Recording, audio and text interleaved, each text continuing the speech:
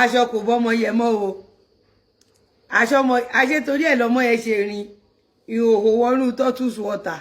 ẹ̀yin èèyàn mẹ́wàá ń ṣẹlẹ̀ o bẹ́bẹ́ ń ṣẹlẹ̀ ẹ̀yin èèyàn mi ẹ farabalẹ̀ o kí ẹ wá nǹkan fìdílé tàbí kí ẹ fìdílé kan nítorí báyìí mẹ́wàá ti ṣẹlẹ̀ ẹ̀yin èèyàn mi. nínú fídíò tí ẹ̀ ń wò lónìí yìí lẹ́ ó ti máa gbọ́ bí Lizzy Anjorin ṣe tú ọ̀pọ̀lọpọ̀ àṣírí nípa Ìyábọ̀ Òjó. ẹ̀yin èèyàn ẹ farabalẹ̀ ẹ wá nǹkan fìdílé tàbí kí ẹ fìdílé kan láti gbọ́ ohun tí Lizzy Anjorin sọ nínú fídíò tí ẹ̀ ń wò yìí. títóbi Ọlọ́run ọba Aisha Yusuf ọdún 4 wọ́n ní Ndubusu ti mú court letter owó gbèsè ilé wọ́n lówó tó yẹ kán fi sanwó fún Ndubusu wọ́n náà tún lọ fi rẹ́ǹtì oṣù 6 síbòmíì Ndubusu ti rí pọ́n ti lọ rẹ́ǹtì ilé ń bòmíì Ndubusu bá ní wípé owó ọdún 4 tán jẹ àfi kán fún òun bí mo dẹ̀ ṣe ń gbọ́ ó dà pé Ndubusu agent Ndubusu àti family member Ndubusu ó dà pé ọ̀nà jẹ́nu nínú ìgbín onírùn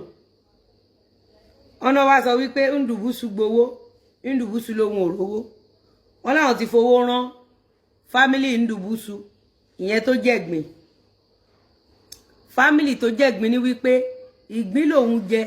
ẹ ló máa sanwó ilé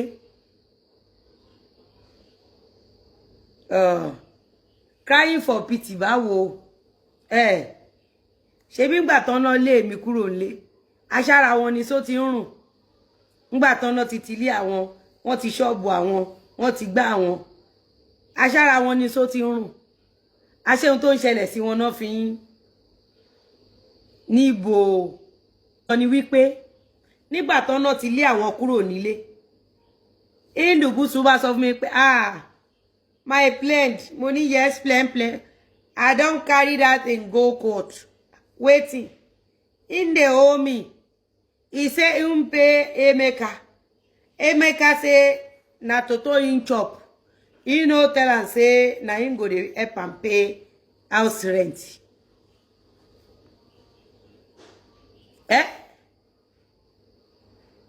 ó tún wá ọlọ́mọ ẹ̀ka ṣàgbàkò kán léèyàn jáde ní June July kí dókítà tún máa gúnyàn lábẹ́rẹ́ Lizzy Anjorin ló ti fi píkà tú gbogbo orun òbò ó dá adótòṣì amẹ̀bọ̀ Gistlover failed actress ta ló ṣe gangan ta ló ṣe báwo ni junction wo báwo ló ṣe dé junction yìí tán bá sọ eléyìí ń bí ìwọ ni ó ti nọrùn débẹ̀ tán bá ti sọtọ̀ ó ti nọrùn débẹ̀ ó gbé sí ayé ẹ̀ èyí dókítà yín òye fún ẹ lábẹ́rẹ́ Lizzy Anjorin ló gbé píkà wá yìí tó bẹ̀ sí ní túrú òbú ẹ June and July Ndubusu tún ní kó wá máa lọ irú wàhálà olóko rẹ̀ sí áwàsì tó yẹ kó fi wáṣẹ́ ṣe orí burúkú ló ń ṣe lórí social media nǹkan bíi báárà nǹkan bíi donation iṣẹ́ olóṣè olódo obi tó bẹ́ẹ̀ dé ta ló ṣe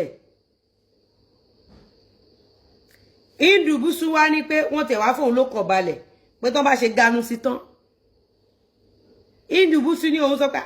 ganu sí tẹ́ ń ṣe òun ló ń fò kiri ló ń wọ́ fún kíní kan òun ò ṣe business class òun lọ jókòó síbẹ̀ fi ṣe customer lòun wá bóyá òun máa rí àwọn